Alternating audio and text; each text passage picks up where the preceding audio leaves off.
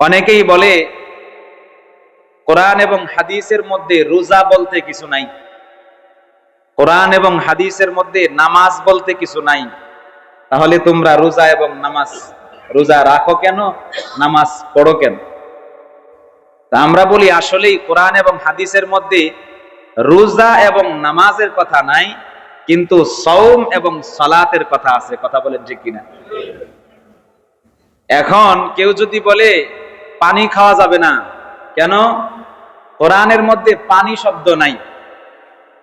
কথা সুন্দর, তাহলে তুমি পানি খাইও না, কারণ কোরআনের মধ্যে পানি শব্দ নাই, কিন্তু আরবিতে বলা হয় মাউন। এই মাউন শব্দ তো কোরআনের মধ্যে আছে। এখন রোজা আমাদের দেশের মধ্যে সওমের পরিবর্তে এই শব্দটা রোজা দিয়ে প্রচলিত হয়ে গেছে। নামাজের আরবি শব্দ হলো সালাত, কিন্তু আমরা সবাই কি বলি? নামাজ। এটাও ফার্সি শব্দ।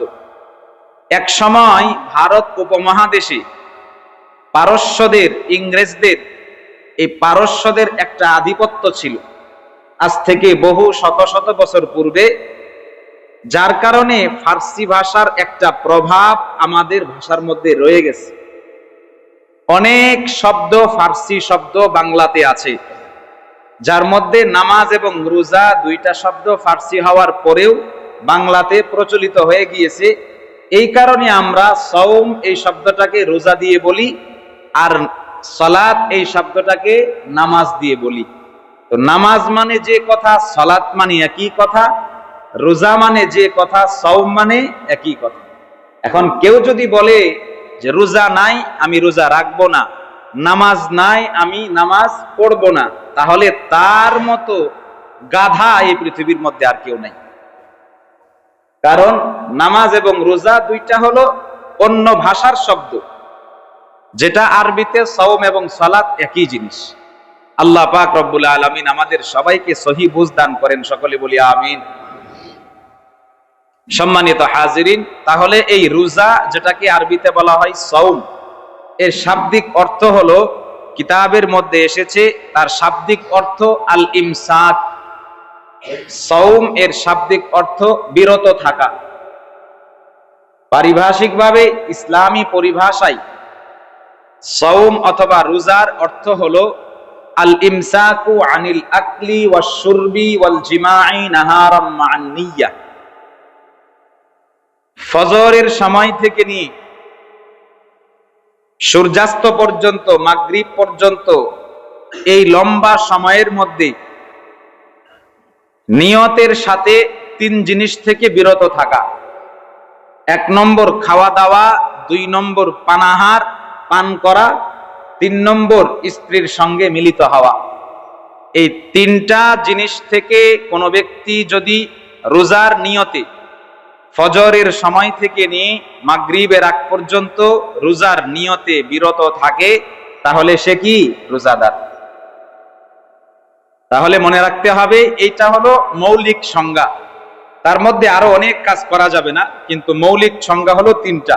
খাওয়া দাওয়া করা যাবে না, পানাহার করা যাবে না, স্ত্রীর কাছে যাওয়া যাবে না। এই 3 কাজ থেকে বিরত থেকে আল্লাহর জন্য যে ব্যক্তি ফজরের সময় থেকে নিয়ে মাগরিব পর্যন্ত এগুলা থেকে বিরত থাকবে, সেই রোজাদার হিসাবে গণ্য হবে। এই হলো রোজা অথবা সওমের শাব্দিক এবং পারিভাষিক বিশ্লেষণ। 2 নম্বর, আমরা বর্তমানে রমজান মাসে রোজা রাখি অথবা নফল রোজা রাখি, যে পদ্ধতি বললাম সেই পদ্ধতিতে ফজরের ওয়াক্ত শুরু হয়ে যাওয়ার পর থেকে খাওয়া দাওয়া বন্ধ, স্ত্রীর কাছে যাওয়া বন্ধ, মাগরিবের আগ পর্যন্ত এই 3টা জিনিস থেকে বিরত থেকে আল্লাহর জন্য রোজা পালন করি। আমাদের এই জামানার পূর্বে, রাসূলের জামানার পূর্বে, ঈসা আলাইহিস সালামের জামানা, মুসা আলাইহিস সালামের জামানা, নূহ আলাইহিস সালামের জামানা, ইদ্রিস আলাইহিস সালামের জামানা, দাউদ আলাইহিস সালামের জামানা, জাকারিয়া আলাইহিস সালামের জামানা, যেতে যেতে সাইয়্যিদুনা হযরত আদম আলাইহিস সালামের জামানা। সেই আদি যুগে রোজার কি ধরন ছিল? আদৌ কি তাদের মধ্যে রোজা ছিল? ইতিহাসের কিতাব ঘাটলে দেখা যায় রোজার বিধান, এই সওমের বিধান আমাদের সকলের আদি পিতা হযরত আদম আলাইহিস সালাম থেকেই এসেছে। সেই জমানা থেকেই রোজার বিধান ছিল। এখন প্রশ্ন হলো, তাদের জমানায় রোজা কিভাবে রাখা হতো? তাদের জমানায় আমাদের মতোই রোজা রাখা হতো, তবে রোজার আরেকটা বিশ্লেষণ তাদের জমানায় ছিল। একজনের সঙ্গে কথা না বলে চুপ থাকা, নীরবতা পালন করা, কারো সাথে কথা না বলে একা একা নির্জনে বসে থাকা, কারো সাথে কোনো কথা না বলে মসজিদে গিয়ে নীরবে বসে থাকা, এটাকে রোজা বলা হতো। এটাকেও কি বলা হতো? রোজা বলা হতো, সাওম বলা হতো। রব্বুল আলামিন সূরা মারইয়ামের মধ্যে হযরত জাকারিয়া আলাইহিস সালামের কথা বলতে গিয়ে সেখানে রোজার একটা ধরন, রোজার একটা পদ্ধতির কথা রব্বুল আলামিন বলছেন।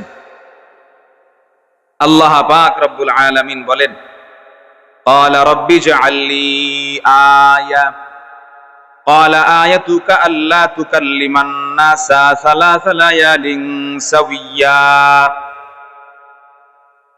আল্লাহ পাক রব্বুল আলামিন সূরাতুল মারইয়ামের মধ্যে আদি যুগে রোজার কি ধরন ছিল সেই সম্পর্কে বিশ্লেষণ দেন। ইসলামের ইতিহাসের মধ্যে দুইজন নবী আছেন, যে দুইজন নবী ব্যতীত বাকি সকল নবী বিবাহ করেছেন।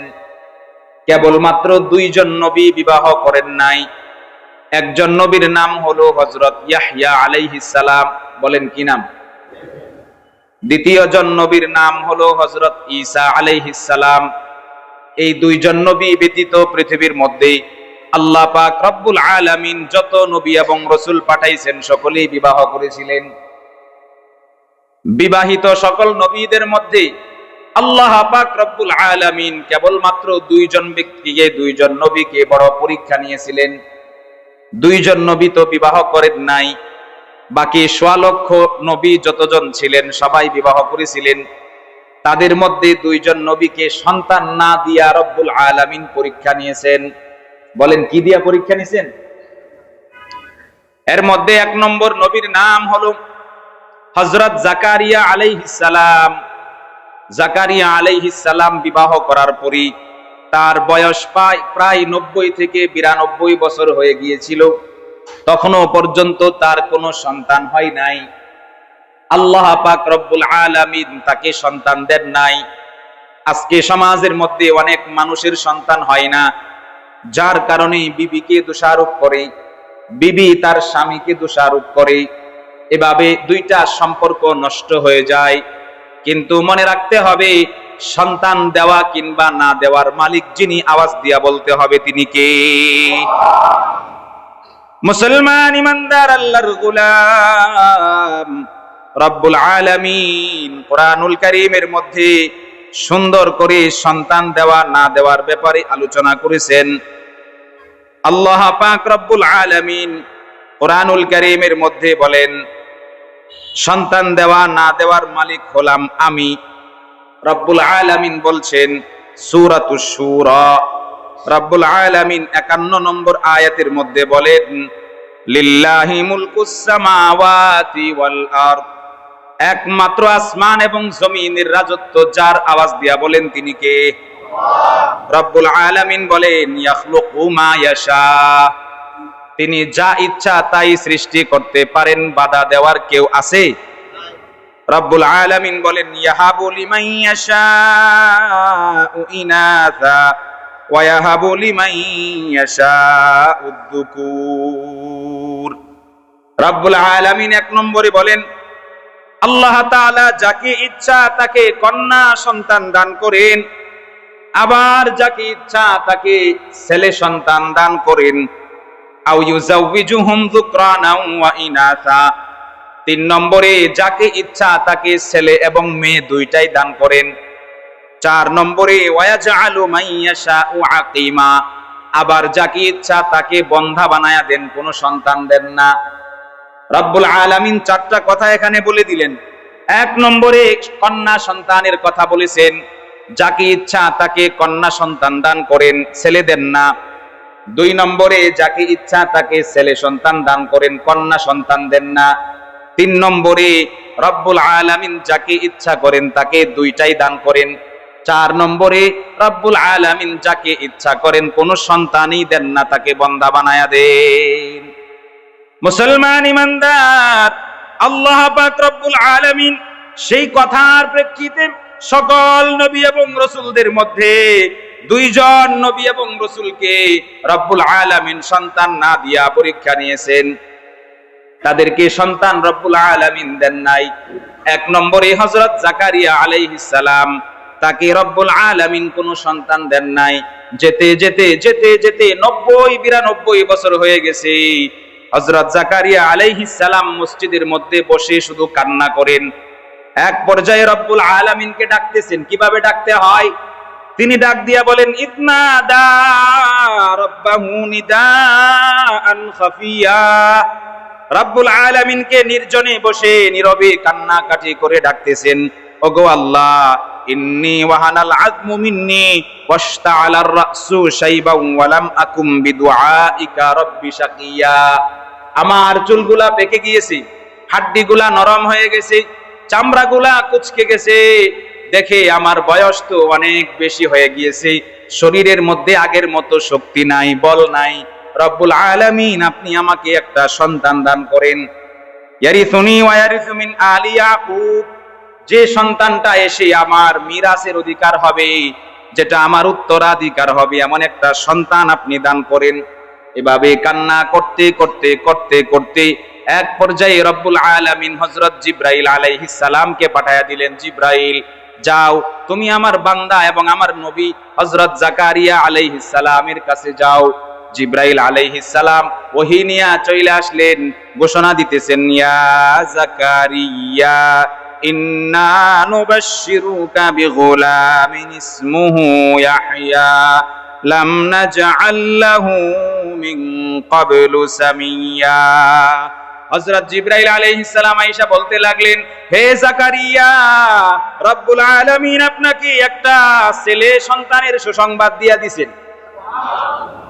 যে ছেলে সন্তানের নাম হবে ইয়াহইয়া, এমন একটা নাম পৃথিবীর মধ্যে আজ পর্যন্ত রব্বুল আলামিন কাউকে দান করেন নাই। ইয়াহইয়া নাম এর আগে কেউ রাখে নাই। পৃথিবীতে 2টা নাম 2 জন নবী সবার আগে পেয়েছেন। দেখেন, দুয়ে দুয়ে সব মিল আছে। 2টা নাম 2 জন নবী পেয়েছেন, এর আগে কেউ পায় নাই। একটা নাম ইয়াহইয়া, এই নাম হযরত জাকারিয়া আলাইহিস সালামের ছেলে ইয়াহইয়া আলাইহিস সালাম পেয়েছেন, তিনিও নবী হয়েছিলেন। এর আগে পৃথিবীতে ইয়াহইয়া নাম ছিল না। 2 নম্বর মুহাম্মদ, এই নাম পৃথিবীর কারো ছিল না। সর্বপ্রথম যিনি পেয়েছেন তিনি হলেন আমাদের নবী। বলেন না আল্লাহু আকবার। তাহলে এই 2টা নাম 2 জন নবী সবার আগে পেয়েছেন, এর আগে এই নাম পৃথিবীতে ছিল না। সরাসরি রব্বুল আলামিন এই নামটা জানায়া দিয়েছেন। যেমন নবীজির দাদা আব্দুল মুত্তালিবকে আসমানের মধ্যে লিখে দেওয়া হয়েছে মুহাম্মদ, তিনি এখান থেকে বুঝে নিয়েছেন আমার এই নাতির নাম রাখতে হবে মুহাম্মদ। ঠিক তদ্রূপ ভাবে হযরত জাকারিয়া আলাইহিস সালামকে জিবরাইল আমিন আয়েশা জানায়া দিয়েছেন, আপনার যে ছেলেটা হবে তার নাম হবে ইয়াহইয়া লাম নাজআল লাহু মিন ক্বাবলু সামিয়্যা, আমি এর আগে তার কোনো মিতা সৃষ্টি করি নাই। নামে নামে মিললে তাকে কি বলে? মিতা বলে। এটাকে আরবিতে বলে সামিয়্যা। আমি এর আগে এরকম নামে কাউকে পৃথিবীতে পাঠাই নাই। আশ্চর্যের বিষয় হলো, বাবা ছেলে সন্তান লাভ করলেন কত বছর বয়সে? 90 থেকে 92 বছর বয়সে। ছেলের নাম ইয়াহইয়া। সেই ইয়াহইয়া আলাইহিস সালাম আর বিবাহই করেন নাই। জাকারিয়া আলাইহিস সালামের ছেলে ইয়াহইয়া আলাইহিস সালাম বিবাহ করেন নাই। আল্লাহ পাক রব্বুল আলামিন জানায়া দিলেন, হে জাকারিয়া, আমি তোমাকে একটা সন্তান দান করব যার নাম হলো ইয়াহইয়া। এই নাম পৃথিবীর মধ্যে এর আগে ছিল না।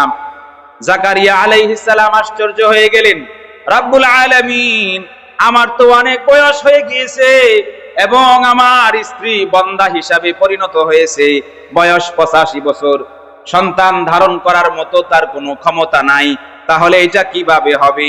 তিনি আশ্চর্য হইয়া রব্বুল আলামিনের কাছে প্রশ্ন করতে লাগলেন, আমার স্ত্রী বন্দা হয়ে গিয়েছে, আমার বয়স অনেক বেশি হয়ে গিয়েছে, তাহলে সন্তান কিভাবে হবে? বলেন, রব্বুল আলামিন তাদেরকে সন্তান দেওয়ার ক্ষমতা রাখেন কি রাখেন না? মুসলমান ইমানদার, এরা দুইজন তো স্বামী স্ত্রী, একজন দুর্বল হয়ে গিয়েছে আর একজন বন্দা হয়ে গিয়েছে। রব্বুল আলামিন আমাদের প্রথম মানব, আমাদের সকলের বাবা হযরত আদম আলাইহিস সালামকে তো বাবা মা ছাড়া সৃষ্টি করেছেন। যিনি মাতা পিতা ব্যতীত মানুষ সৃষ্টি করতে পারেন, তাহলে তিনি কেন মানুষের গর্ভ থেকে নতুন মানব সৃষ্টি করতে পারবেন না? আল্লাহ পাক রব্বুল আলামিন জানায়া দিলেন, ক্বালা কাযালিক, হে জাকারিয়া বিষয়টা এমনই। ক্বালা রাব্বুকা হুয়া আলাইয়া হায়্যিনু ওয়া ক্বাদ খালাকতুকা মিন ক্বাবলু ওয়া লাম তাকু শাইআ। রব্বুল আলামিন জানায়া দিলেন, তোমার প্রতিপালক বলেছেন এই বিষয়টা তার কাছে একেবারেই সামান্য একটা বিষয়, সাধারণ সহজ একটা বিষয়। কারণ হলো আমি আল্লাহ তোমাকে তো এক ফোঁটা নাপাক পানি থেকে বানাইছিলাম, তোমার কিছুই ছিল না। তাহলে তোমাকে যদি এক ফোঁটা নাপাক পানি থেকে এত সুন্দর মানুষ বানাইতে পারি, তাহলে আমি আল্লাহ সব কিছু বানাইতে পারি। এবার জাকারিয়া আলাইহিস সালাম বলতে লাগলেন, তাহলে যেহেতু আমি বৃদ্ধ হয়ে গিয়েছি, আমার বিবি যেহেতু বন্দা হয়ে গিয়েছে, আপনি বলতেছেন সন্তান দিবেন, একটা আলামত বইলা দেন, সন্তান কিভাবে হবে? তখন রব্বুল আলামিন তাকে আলামত বইলা দিলেন। ক্বালা আয়াতুকা আল্লা তুকাল্লিমান নাসা সালাসা লায়ালিন সাওয়িয়া। একটানা 3 দিন পর্যন্ত তুমি কারো সাথে কথা বলবা না। তুমি গিয়া মসজিদে বইসা থাকবা, ওখানে গিয়ে ইবাদত বন্দেগী করবা। এর মধ্যে আমি জিবরাইল আমিনকে পাঠায়া দিয়া কুদরতি কারিশমায় তোমার বিবির পেটের মধ্যে, গর্ভের মধ্যে আমি ইয়াহইয়াকে পাঠায়া দিই। এটাই হলো রোজা। তৎকালীন সময় এটাকে রোজা বলা হতো। 3 দিন পর্যন্ত তুমি মসজিদে গিয়া বইসা থাকবা, কারো সাথে কোনো কথা বলবা না। যদি কথা বলার প্রয়োজন হয় ইশারার মাধ্যমে কথা বলবা, জবান দিয়া কারো সাথে কথা বলবা না। এটাই হলো তোমার জন্য 3 দিনের রোজা।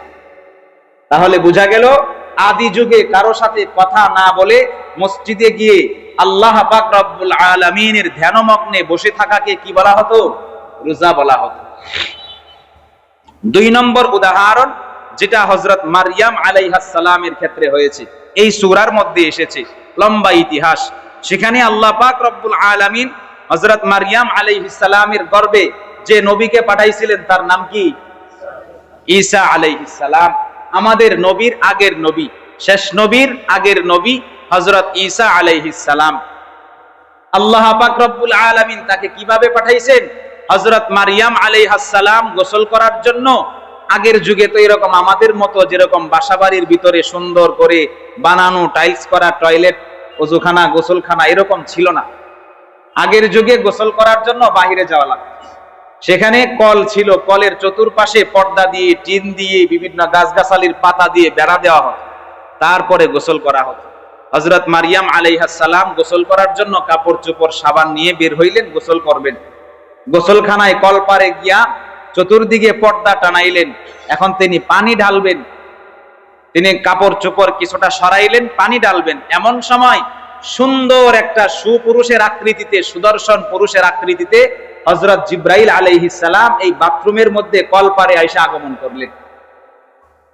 মারইয়াম আলাইহিস সালাম আশ্চর্য হয়ে গেলেন। কোরআন বলছে, তিনি বলতে লাগলেন, ইন্নী আউযু বিররহমানি মিনকা ইন কুনতা তাকিয়া। হে ছেলে, তুমি যদি আল্লাহকে ভয় পেয়ে থাকো তাহলে চলে যাও, আমি আমার প্রতিপালক রহমানের কাছে আশ্রয় প্রার্থনা করি। মারইয়াম আলাইহিস সালাম সবচাইতে, তৎকালীন সময়ে সবচাইতে সালেহা সতী নারী ছিলেন। যত নবী এবং রসুল পৃথিবীর মধ্যে এসেছেন, কোন নবী এবং রসুলের বংশের মধ্যে কোনো জিনা ছিল না। কোন নবী এবং রসুলের মায়ের চরিত্রের মধ্যে কোনো দাগ ছিল না।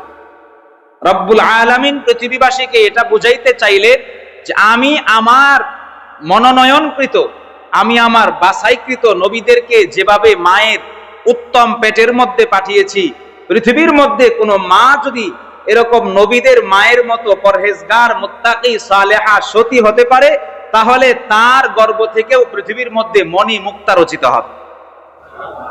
এটা মানুষকে বুঝাইয়া দিলেন। মারইয়াম আলাইহিস সালাম বয়স কেবল 17 বছর। তিনি গোসল করার জন্য পর্দা টানাইলেন, পানি ঢালবেন। এমন সময় জিবরাইল আলাইহিস সালাম সুন্দর একটা পুরুষের আকৃতিতে, দেখতে কত সুন্দর, এরকম একটা পুরুষের আকৃতিতে আয়েশা আগমন করলেন। তিনি বলতে লাগলেন, আমি রহমানের কাছে আশ্রয় চাই, তুমি যদি আল্লাহকে ভয় পাও তাহলে চলে যাও। জিব্রাইল আলাইহিস সালাম সঙ্গে সঙ্গে তার পরিচয় দিয়ে দিলেন। যদি পরিচয় না দেন, বিব্রতকর অবস্থায় এই মুহূর্তে হয়তো মারিয়াম আলাইহিস সালাম এখান থেকে বের হয়ে যাইতে পারেন। অন্য মানুষ তার এই আপত্তিকর অবস্থায় দেখলে সেটা তো খারাপ হয়ে যাবে। যার কারণে সঙ্গে সঙ্গে জিব্রাইল আলাইহিস সালাম পরিচয় দিয়ে দিলেন, ইন্নামা আনা রাসূল রাব্বিক, আমি তোমার প্রতিপালকের পক্ষ থেকে প্রেরিত একজন রসুল, একজন দূত, আমার নাম জিব্রাইল। তিনি পরিচয় দিয়ে দিলেন, লি আহাবালাকি গুলামান জাকিয়া, কেন এসেছি? তোমাকে আমি একটা পুত্র সন্তান দান করব, এই জন্য আমি এসেছি। এখানে কোরআনের মধ্যে বর্ণনা করছে, মারিয়াম আলাইহিস সালাম বললেন, এটা কিভাবে সম্ভব? আন্না ইয়াকুনু লি গুলামুন, কিভাবে আমার ছেলে সন্তান হবে? ইতিপূর্বে আমি কোনো পর পুরুষের সাথে মিলিত হই নাই, আমার তো কখনোই সন্তান হওয়া সম্ভব নয়। সঙ্গে সঙ্গে জিব্রাইল আলাইহিস সালাম বলে দিলেন, ক্বালা কাযালিক, বিষয়টা এমনই, তোমার প্রতিপালক বলেছেন, তার জন্য এটা একেবারেই সহজ, তিনি তোমার পেটের মধ্যে একটা পুত্র সন্তান দিবেন। এই কথা বলার পরে জিব্রাইল আলাইহিস সালাম, মুফাসসিরিনে কেরাম বলেন, জিব্রাইল আলাইহিস সালাম হযরত মারিয়াম আলাইহিস সালামের পেট বরাবর দাঁড়ায়া একটা ফু দিলেন। এই ফু দেওয়ার মাধ্যমে সঙ্গে সঙ্গে তিনি 9 মাসের গর্ভবতী হয়ে গেলেন। বলেন না সুবহানাল্লাহ। বিষয় কোরআন বলছে, কেন? যদি আদম আলাইহিস সালামকে বাবা মা ছাড়া সৃষ্টি করতে পারেন, যদি হাওয়া আলাইহিস সালামকে আদম আলাইহিস সালামের বুকের বাঁ পাঁজরের হাড্ডি দিয়া সৃষ্টি করতে পারেন, যদি জাকারিয়া আলাইহিস সালামের বয়স 92 বছর হয়ে যাওয়ার পরে, তার মায়ের বয়স 85 বছর হয়ে যাওয়ার পরে, একেবারে বৃদ্ধা হয়ে যাওয়ার পরেও যদি রব্বুল আলামিন তার পেটে হযরত ইয়াহইয়া আলাইহিস সালামকে সৃষ্টি করতে পারেন, তাহলে 17 বছরের প্রাপ্তবয়স্ক যুবতী নারীর পেটে জিব্রাইল আলাইহিস সালামের ফুয়ের মাধ্যমে রব্বুল আলামিন হযরত ঈসা আলাইহিস সালামকে সৃষ্টি করতে পারবেন, এতে কোনো সন্দেহ আছে? রব্বুল আলামিন সঙ্গে সঙ্গে তাকে 9 মাসের অন্তঃসত্ত্বা বানায়া দিলেন। বাথরুমে তিনি গোসলখানায় আসলেন, কত সুন্দর একটা যুবতী, বের হইয়া যখন যান তখন তিনি 9 মাসের গর্ভবতী। যাওয়ার সঙ্গে সঙ্গে মানুষজন তাকে কলঙ্কিনী বলে গালি দিতে লাগলো। শেষ পর্যন্ত ঘরের ভিতরে থাকাটা প্রায় অসম্ভব, তিনি বাড়িতে থাকতে পারতেছেন না, মা বাবা সহ সবাই তাকে গালিগালাজ করতে লাগলো। শেষ পর্যন্ত রব্বুল আলামিন আবার জিব্রাইল আলাইহিস সালামকে পাঠায়া দিলেন, যাও আমার বান্দি মারিয়ামকে গিয়া বইলা দাও, ঘর থেকে বের হইয়া যেন সে জঙ্গলে চলে যায়। আয়েশা ঘোষণা দিলেন, সঙ্গে সঙ্গে তিনি ঘর থেকে বের হইয়া জঙ্গলে চলে গেলেন। ফাহামালাতহু ফান্তাবাদাত বিহি মাকানান কাসিয়া, ঈসা আলাইহিস সালামকে গর্ভে ধারণ করে দূরবর্তী একটা জায়গায় তিনি চলে গেলেন। যাওয়ার পরে সেখানে গিয়া বসলেন। বসার সঙ্গে সঙ্গে তার প্রসব বেদনা শুরু হয়ে গেল। প্রসব বেদনার সঙ্গে সঙ্গে প্রচুর পরিমাণে খিদাও লাগলো, আবার পিপাসাও লাগলো। গেছেন জঙ্গলে, কোনো খাবার দাবার নাই, কোনো পানি নাই। তিনি রব্বুল আলামিনের দরবারে তাকায়া বলতে লাগলেন, আল্লাহ, প্রসব বেদনা উঠছে, খিদাও লাগছে, পিপাসাও লাগছে, আপনি আমাকে বাঁচানোর মালিক। বর্তমানে তো বাঁচানোর মালিক কে? ডাক্তার। বর্তমানে বাঁচানোর মালিক কে? ডাক্তার। ডাক্তারের কাছে গিয়া বলে, আমার বিবিটাকে আপনি যে কোনো মূল্যে বাঁচায়া দেন, সন্তানটাকে যে কোনো মূল্যে সিজার কইরা বের কইরা দেন, যত টাকা লাগে আপনাকে দিব। বলেন তো, এই সন্তানের হায়াত, এই বিবির হায়াত দেওয়ার মালিক ডাক্তার না আল্লাহ? দেখবেন কুকুরের যখন প্রসব বেদনা শুরু হয়, আজকে রাত্রে তার প্রসব হবে, ওই সময় সে সব কিছু বাদ দিয়া একটা পড়ে থাকা পরিত্যক্ত ঘরের মধ্যে যায়, যেখানে মানুষের কোনো আনাগোনা নাই। ওই জায়গার মধ্যে গিয়া সে বসে থাকে। রাত্র যখন 3টা বাজে, তখন সে 2টা পা মাটিতে বিছায়া আর সামনের 2টা পা খাড়া করায়া দিয়া আল্লাহর কাছে মাথাটা উঁচা করে বলতে থাকে, আল্লাহ, এতদিন পর্যন্ত 8-9টা বাচ্চা আমার পেটের ভিতরে তো আমি ধারণ করেছি, এগুলা খালাস করার দায়িত্ব তোমাকে দিলাম। কুকুর যখন আল্লাহর উপরে পরিপূর্ণ তাওয়াক্কুল করে, রব্বুল আলামিন সঙ্গে সঙ্গে নরমালে তারই 9টা বাচ্চা ডেলিভারি করে দেন। আর মানুষ ভরসা করে, তাওয়াক্কুল করে ডাক্তারের উপরে, যার কারণে শতকরা 95টা নারীর সিজার হয়। তাওয়াক্কুল যদি আল্লাহর উপরে থাকে, তাহলে দেখেন মারিয়াম আলাইহিস সালামের রব্বুল আলামিন কিভাবে তার সন্তানকে দুনিয়াতে পাঠাইছেন। তাহলে বলছিলাম, প্রসব বেদনা শুরু হয়, পেটের মধ্যে খিদা, আবার পানির পিপাসা। আল্লাহকে বলতে লাগলেন, আল্লাহ আমাকে উদ্ধার করার মালিক আপনি। সঙ্গে সঙ্গে রব্বুল আলামিন বললেন, আমার বান্দি মারিয়াম, তুমি তোমার মাথার উপরের দিকে তাকায়া দেখো। মাথার উপরের দিকে তাকাইলেন, দেখেন যে একেবারে শুকনা খেজুর গাছ, একেবারে শুকায়া মইরা গেছে। বলে, তুমি এই শুকনা খেজুর গাছের ডাল ধইরা টান দাও। টান দিতে দেরি রব্বুল আলামিন সঙ্গে সঙ্গে তরু তাজা খেজুর পাঠাইয়া দিলেন। এবার খেজুর খাওয়ার পরে গলার মধ্যে আটকে গেছে পানির পিপাসা, পানি নাই, আশপাশে কোনো ঝর্ণা নাই। রব্বুল আলামিন ঘোষণা দিলেন, মারিয়াম তুমি ডান পায়ের মোড়া দিয়া জমিনে আঘাত করো, পানি বের করে দিব আমি। তিনি মোড়া দিয়ে আঘাত করার সঙ্গে সঙ্গে ঝর্ণার মতো নিচ থেকে পানি উতলায় বের হইতে লাগে। তিনি পানিও পান করলেন। সঙ্গে সঙ্গে রব্বুল আলামিন তার পেট থেকে পুত্র সন্তান প্রসব করাইয়া দিলেন। পুত্র সন্তানকে কোলে নিয়ে তিনি আবার বাড়িতে আসলেন। বলে, এমনিই তো ছাই, সাথে আবার বাতাস, আগেরটাই মানুষ সহ্য করতে পারে নাই, এখন সন্তানকে কোলে কইরা নিয়ে আবার বাড়িতে আসছে। আসার পরে তো লোকজন জড়ো হয়ে গেছে।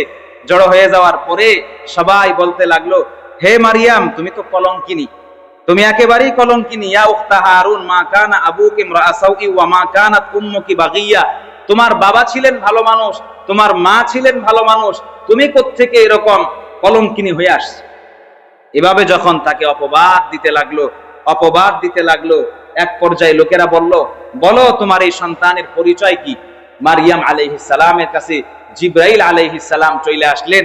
আয়েশা বললেন, মারিয়াম টেনশন করার কিছু নাই, যার পরিচয় তোমার কাছে জিগাইতেছে তুমি বইলা দাও, তার পরিচয় যেন তার মুখ থেকে জেনে নেয়। যার পরিচয় তোমার কাছে মানুষ জিজ্ঞেস করতেছে, তুমি মানুষকে বইলা দাও, মানুষ যেন তার কাছ থেকে তার পরিচয় জানা নেয়।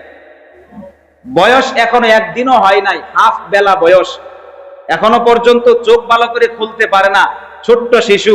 লোকজন বলতে লাগলো, তোমার পরিচয় কি? ফাশারাত ইলাইহি, কেবলমাত্র তার দিকে ইশারা দিলেন।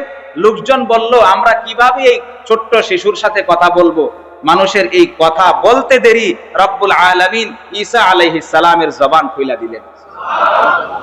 তিনি নিজের পরিচয় দিতে লাগলেন, ক্বালা ইন্নী আব্দুল্লাহ, আমি আল্লাহর বান্দা, আমাকে কিতাব দেওয়া হয়েছে, আমাকে নবী বানানো হয়েছে, আমি যেখানেই থাকবো সেই জায়গাটাকে বরকতময় বানানো হয়েছে। আমাকে নামাজ এবং যাকাতের আদেশ দেওয়া হয়েছে, বাবা মার আনুগত্য করার আদেশ দেওয়া হয়েছে, আর আমাকে কোনো হতভাগা হিসাবে বানানো হয় নাই।